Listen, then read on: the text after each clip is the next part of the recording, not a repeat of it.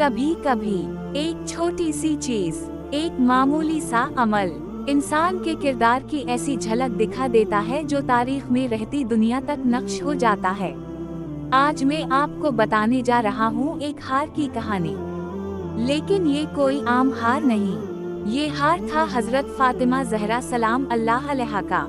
बेटी थी नबी आखिर ज़मान की, दिल था माँ खदीजा का, और किरदार ऐसा जो फरिश्तों को भी हैरान कर दे। मदीना का एक सादा सा घर में फक्र था, सादगी थी, लेकिन दिल ऐसा कि पूरी कायनात इस पर कुर्बान। एक दिन एक मुहताज साइल दर पर आता है, कहता है, ए नबी की बेटी, अल्लाह के नाम पर कुछ दो। हजरत फातिमा का चेहरा झुकता है, नजरें घर में फिरती हैं, ना घर में खाना, ना कपड़ा, ना कोई और चीज। लेकिन दिल खाली नहीं था। वो अपनी एक कीमती हार निकालती हैं और साइल को दे देती हैं। ना सोचा, ना तोला, ना परखा। यही तो है एहसार, जब खुद के पास कुछ ना हो फिर भी दूसरों को दे दिया जाए। साइल हार लेकर नबी करीम सल्लल्लाहु अलैहि वसल्लम की खिदमत में पहुंचता है। आप हार देखते हैं, मुस्कुरा देते हैं। ये वो लम्हा था जब सखावत की खुशबू आसमानों तक फैल गई।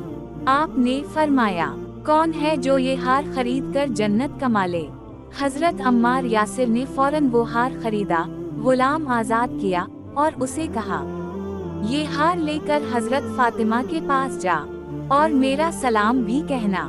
गुलाम हार लेकर हजरत फातिमा के पास पहुंचा। हजरत फातिमा ने हार भी रख लिया और गुलाम को भी अल्लाह की राह में आजाद कर दिया।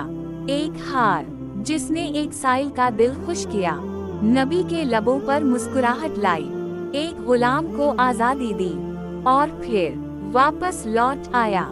ये था हजरत फातिमा का हार, लेकिन हकीकत में ये था इंसानियत का जेवर, एसार का ताज और ईमान की खुशबू। काश हम भी कुछ अपना देकर किसी का दिल खरीद सकें।